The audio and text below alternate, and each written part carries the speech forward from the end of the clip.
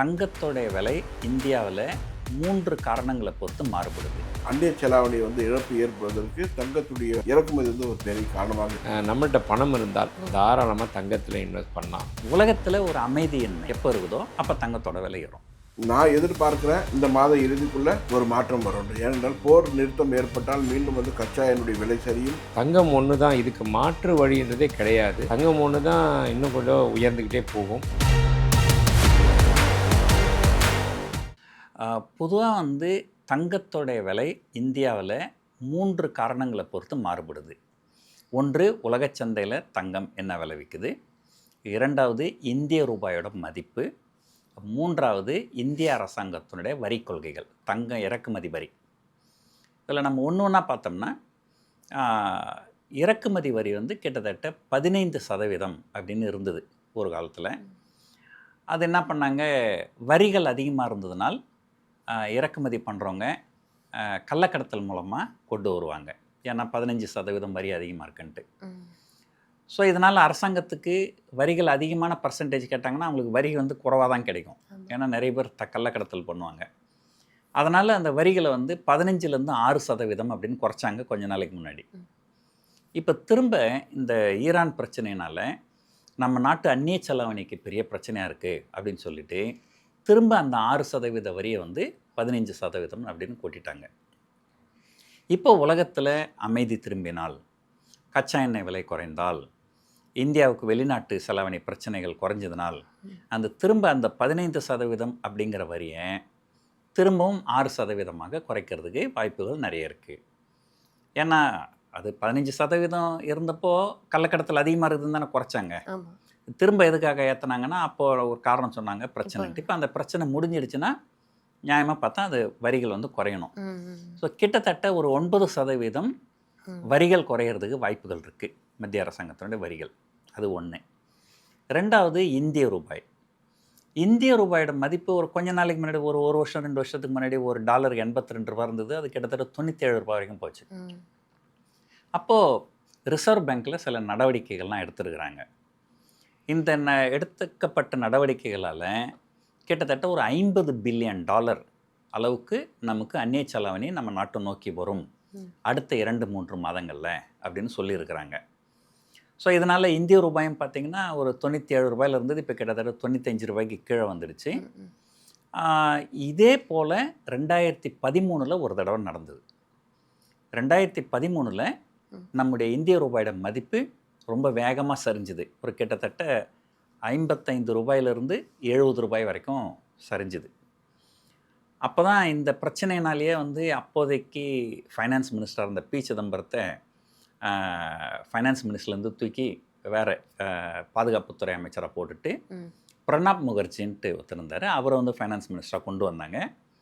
அப்போவும் இதே போல் ரிசர்வ் பேங்க்கு சில நடவடிக்கைகள்லாம் எடுத்து ஒரு கிட்டத்தட்ட ஒரு $40 பில்லியன் என்ற அளவுக்கு வெளிநாட்டு செலவணியை உள்ளே கொண்டு வரதுக்கு சில வழிகள்லாம் பண்ணாங்க. அதை பற்றி நம்ம பேசணும்னா டைம் நிறைய ஆகும். இப்போது அதே போல் திரும்ப இந்திய ரூபாய் மதிப்பு ரொம்ப வேகமாக சரிஞ்சதுனால சில நடவடிக்கைகள் எடுத்து $50 பில்லியன் அளவுக்கு உள்ளே வரதுக்கு வழி பண்ணியிருக்கிறாங்க. இதனால் இந்திய ரூபாயோட மதிப்பும் இதுக்கு மேலே பெருசாக குறையாது. ஸோ அரசாங்கத்தினுடைய வரியும் குறையிறதுக்கு வாய்ப்பு இருக்குது, இந்திய ரூபாயும் மதிப்பு குறையாது இதுக்கு மேலே. உலக அளவுலேயும் பார்த்திங்கனாலே பொதுவாக தங்கம் விலை எப்போ ஏறும்னா, உலகத்தில் ஒரு அமைதியின்மை எப்போ இருக்குதோ அப்போ தங்கத்தோட விலை ஏறும். உலகம் முழுக்க எப்போ அமைதி திரும்புதோ அப்போ தங்கம் விலை ஏறாது. ஸோ ஒரு உதாரணத்துக்கு பார்த்திங்கன்னா, இப்போது அந்த ஈரானில் பிரச்சனை இருக்கு இல்லையா, இதே போல் பிரச்சனை 1980 வந்தது. இதே ஈரான் பிரச்சனை, இதே ஹார்மஸ் நீரிணை பிரச்சனை. அப்போது இந்த ஹார்மஸ் நீரிணை வழியாக வர கச்சா எண்ணெய் கப்பல்கள்லாம் தடுத்து நிறுத்திட்டாங்க. இப்போ உலகம் முழுக்க கச்சா எண்ணெய் தட்டுப்பாடு வந்தது. அப்போது 6 மாதத்தில் தங்கத்தோட விலை 4 மடங்கு ஏறிச்சு. அதே போல் 2008 லீமன் பிரதர் கொலாப்ஸ்ன்னு சொல்லுவாங்க. உலகம் முழுக்க ஒரு பிரச்சனை. அமெரிக்காவில் இருக்கிற ஒரு வங்கியோட பேர் Lehman brother collapse, Lehman brothers. அந்த பேங்க் பேங்க்ரப்ட் ஆகிட்டாங்க. அதனால் உலகம் முழுக்க பங்குச்சந்தைகள் பெரிய லெவலில் கிராஷ் ஆச்சு. அப்போ உலகம் முழுக்க அது ஒரு பெரிய பிரச்சனையாக இருந்தது. அந்த சமயத்தில் தங்கம் விலை ஏறுச்சு. ஸோ இப்போ உலகம் ஒரு அமைதியை நோக்கி போகுது. இந்த அமெரிக்காவுக்கும் ஈரானுக்கு இருக்கிற சண்டை ஒரு வழியாக முடிவுக்கு அமைதி ஒப்பந்தம்லாம் போட்டாங்கன்னா ஒரு அமைதியை நோக்கி உலகம் திரும்பும். ஸோ அதனால் ஷார்ட் டேர்மில் நான் ஏற்கனவே சொன்ன மாதிரி பங்குச்சந்தையாக இருந்தாலும் சரி, தங்கமாக இருந்தாலும் சரி, அது எப்படி ஏறும் இறங்கும்னு சொல்ல முடியாது. ஒரு நீண்ட கால அடிப்படையில் அடுத்த 2 ஆண்டுகள் முதல் 5 ஆண்டுகள் வரைக்கும் பார்த்திங்கன்னா தங்கத்தோட விலை பெருசாக ஏறுறதுக்கு வாய்ப்புகள் கிடையாது. ஏன்னா நான் சொன்ன மாதிரி 3 காரணங்கள். உலக அளவில் தங்கத்தோடைய விலையும் பெருசாக ஏறாது, அமைதியை நோக்கி நாடுகள் திரும்புது, இந்திய ரூபாயும் மதிப்பும் குறையாது, இந்திய அரசாங்கத்தோடைய வரிகளும் குறையுமே தவிர இங்கேருந்து அதிகமாகாது. இல்லை, தங்கத்தை பொறுத்த வரைக்கும் எப்பயுமே யோசிக்கவே வேணாம்.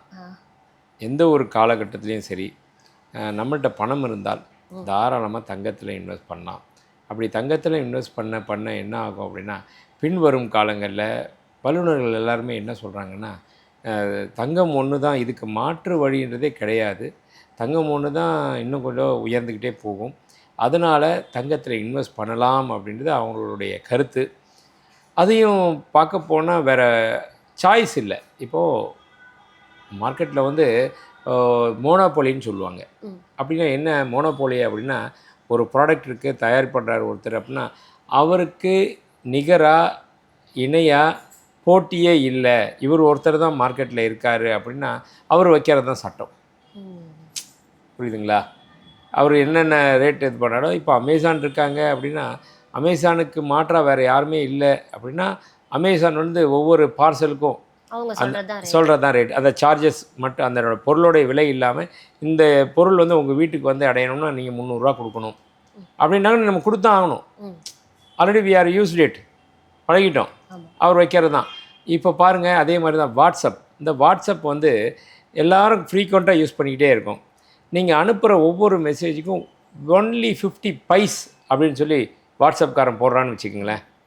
அதில் வாட்ஸ்அப் யூஸ் பண்ணுறது கொஞ்சம் கம்மியாக வாய்ப்பு இருக்குல்ல. வாட்ஸ்அப்புக்கு இணையாக வேறு எதுவுமே இல்லைன்னா அப்போ யூஸ் பண்ணதான் செய்யணும். அப்போ யூஸ் பண்ணுவோம்ல. அப்போ யூஸ் பண்ணுறப்போ அந்த ஒரு 50 காசுன்றது நமக்கு வேணால் சின்ன தொகையாக இருக்கலாம். ஒரு நாளைக்கு மிஞ்சி போனால் இந்த சும்மாவே வெறும்னா குட் மார்னிங் குட் ஈவினிங் சொல்லி அனுப்புவாங்களே, அதெல்லாம் நிப்பாட்டிடுவாங்க. மற்றபடி வியாபாரம் மூலியமாகவோ இல்லை நம்ம ரிலேஷன்ஸு ஃப்ரெண்ட்ஸுங்களுக்கு முக்கியமான தகவல் பரிமாற்றங்களோ இது மாதிரி பண்ணுறப்போ மிஞ்சி போனால் ஒரு நாளைக்கு ஒரு 10, ஏன்னா 10 தானே நம்ம அனுப்புவோம், 5 ரூபா தானே செலவாகுது, சரி பரவாயில்ல அப்படின்னு நம்ம அனுப்புவோம். இன்கேஸ் வாட்ஸ்அப்புக்கு இணையாக இங்கே இன்ஸ்டாகிராம் வந்துருச்சு, அதில் சார்ஜே இல்லை, வாட்ஸ்அப் மட்டும் தான் சார்ஜ் பண்ணுறான். பல பேர் என்ன பண்ணிடுவாங்க, இங்கேருந்து அங்கே போயிடுவாங்க. அவனுமே நாளைக்கு ஒரு சார்ஜ் பண்ணானா அதுக்குன்னு இன்னொருத்தருக்கு போயிடுவாங்க. இப்போ யாருமே வரல, வாட்ஸ்அப் மட்டும்தான் இருக்குது அப்படின்னா ஒன்றுமே பண்ண முடியாது. நம்ம பரவாயில்ல 50 காசு தரேன்னு கொடுத்துருவோம். அது போல தான் தங்கம். தங்கத்தை பொறுத்தவரைக்கும் தங்கத்துக்கு இணையாக வேறு எந்த மெட்டலுமே கிடையாது இன்றைக்கி. அதனால தான் தங்கத்தினுடைய விலையும் இன்னும் உயர்ந்துக்கிட்டே போகுது. இதுக்கு ஈக்குவலாக இன்னொரு மெட்டல் இருந்துருந்துச்சு, பர்ஃபார்ம் பண்ணுது, தங்கத்துக்கு மாதிரியே பிளாட்டினம் கூட இது வைக்க முடியும். பிளாட்டினம்னா இப்போ இருக்கிற இடமே தெரியல. இல்லை, இப்போது தங்கத்தை பொறுத்த வரைக்கும் என்னென்னா, தங்கம் ஒன்று ஆபரணமாக செய்ய முடியும், பிளாட்டினம் ஆபரணமாக செய்ய முடியாது. செய்ய முடியாது இன் சென்ஸ் என்னென்னா, நினச்சா மாதிரி சில பர்டிகுலர் டிசைன்ஸ் மட்டும் தான் பிளாட்டினத்தில் பண்ண முடியும். சாதாரண ஒரு வீட்டில் உட்காந்து ஒரு ஆச்சாரி பண்ணுறாருன்னா ஈஸியாக தங்கத்தை உருக்கி பண்ணிவிடுவார். பிளாட்டினத்தை உருக்கி அவரால் பண்ண முடியாது. இது இண்டஸ்ட்ரியில் தான் பண்ண முடியும். ஒன்று. ரெண்டாவது, தங்கத்தை கொண்டு போய் நீங்கள் எங்கே வேணாலும் மறுபடி கடைகளில் பான் புரோக்கர் ஷாப்பில் கொண்டு போய் அடமானம் வச்சு தங்கத்தை நீங்கள் காசு வாங்கலாம். பிளாட்டினத்தில் அப்படி அடமானம் வச்சு காசு வாங்க முடியாது. சரி, இது ப்ரைவேட் செக்டார் தான், இப்படி பப்ளிக்கில் போய் பார்க்கலாம் அப்படின்னு சொல்லிட்டு பப்ளிக் செக்டரான பேங்க்கில் கொண்டு போய் அடமானம் வைக்கலாம் அப்படின்னா கவர்மெண்ட்டே அதுக்கு உத்தரவாதம் கொடுக்கல. பேங்க்லேயுமே எந்த பேங்க்லேயுமே அது அங்கீகாரம் கொடுக்கல. ரிசர்வ் பேங்க்குடைய இதுபடி எதுலேயுமே பிளாட்டினத்துக்கு அடமானம் வச்சுட்டு பணம் கொடுக்கணும் அப்படின்றது வரல. இப்படிலாம் இருக்கிறப்போ அப்போ தங்கம் தான் ஸ்டாண்டர்ட், அதுதான் நம்பர் 1ல் நிற்கிது இல்லைங்களா? தங்கத்தோட விலை உயர்ந்துக்கிட்டே இருக்குது. அப்போ அதுக்கு இணையாக வேறு எதுவுமே வரலை. அது வராத வரைக்கும் அதை கையில் பிடிக்கிறது ரொம்ப கஷ்டம்தான். அதாவது இந்தியாவினுடைய 2வது மிகப்பெரிய நம்முடைய அந்நிய செலாவணி இழப்பு ஏற்படுவதற்கு தங்கத்துடைய இறக்குமதி ஒரு பெரிய காரணமாக இருக்கிறது. முதல் காரணம் கச்சா எண்ணெய். இரண்டாவது பார்த்தீங்கன்னு சொன்னீங்கன்னா, நம்ம இறக்குமதி செய்கிறோம். இரண்டாவது தங்கம் பெருமளவில் வந்து இறக்குமதி செய்யப்பட்டு தான் வருகிறது. அதனால் தங்கம் சில ஒரு வருடத்திற்கு வந்து தங்கத்தை வாங்க வேண்டாம், நிறுத்தி வையுங்கள் என்று தான் அவர் சொன்னாங்க. அது ஒரு பெரிய தாக்கத்தை வந்து இந்தியாவில் எந்த விதத்திலும் ஏற்படுத்தவில்லை. அவர் சொன்னதுனால விலை குறைஞ்சதுன்னு நிறைய பேர் நினைச்சிட்டு இருக்காங்க. அது இல்ல. இது சர்வதேச அளவில் வந்து தங்கத்துடைய விலை குறைந்தது, அதனால் குறைந்திருக்கிறது. பிரதமர் சொன்னதுனால விலை குறைஞ்சதுன்னா அது இல்லவே இல்ல. அந்த அவருடைய அறிவிப்புக்கும் விலைக்கும் எந்த சம்மந்தமும் இல்லை. Okay sir. இந்த விலை குறைவு வந்து இன்னும் எவ்வளோ நாளுக்கு நீடிக்கும்? நான் எதிர்பார்க்கிறேன், ஆ, இந்த மாத இறுதிக்குள்ள ஒரு மாற்றம் வரும். ஏனென்றால் போர் நிறுத்தம் ஏற்பட்டால் மீண்டும் வந்து கச்சா எண்ணெயுடைய விலை சரியும்.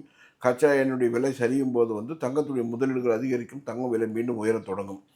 இந்த மாதம் இறுதியிலோ அல்லது அடுத்த மாதம் தொடக்கத்திலோ தங்கம் விலை உயரக்கூடிய ஒரு வாய்ப்பு வந்து உருவாகும்.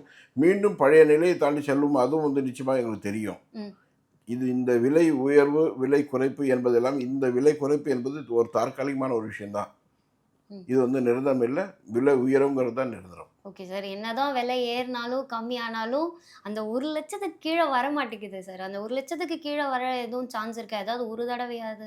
இல்லை, இப்போ நீங்கள் பார்த்தீங்கன்னா ஒரு 3-4 மாதம் முன்ன ஒரு தடவை வந்தது. 99,800 அப்படி ஏதோ ஒன்று வந்தது. ஆமா. அதான் ஒரே ஒரு நாள் இருந்தது. மீண்டும் வந்து விலை உயர்ந்து மீண்டும் 1,20,000 வரலாம் போயிடுச்சு ஒரு சவரன். ஆமா. இப்போ வந்து விலை குறையாது. இந்த 1,00,000 வரதெல்லாம் நீங்கள் வந்து கனவுல கூட காணாதீங்க. காரணம் என்னென்னா, இது தற்காலிகமான ஒரு விஷயம். ம்.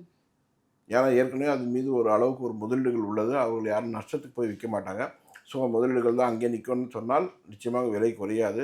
இந்த போர் நிறுத்தம் இந்த மாத இறுதிக்குள்ள சரியான அறிவிப்பு வந்து வரும். அந்த போர் நிறுத்தம் வந்த உடனே கச்சா எண்ணெயுடைய விலை வந்து மீண்டும் சரிய தொடங்கும் சர்வதேச அளவில். அப்போ என்ன ஆகும்னா, அந்த கச்சா எண்ணெயுடைய முதலீடுகள் எல்லாம் மீண்டும் திரும்ப பெறப்பட்டு தங்கத்தின் மீது முதலீடுகளாக மாறும். அது மாறும்போது சர்வதேச அளவில் வந்து தங்கத்துடைய விலை வந்து ஏறிடும்.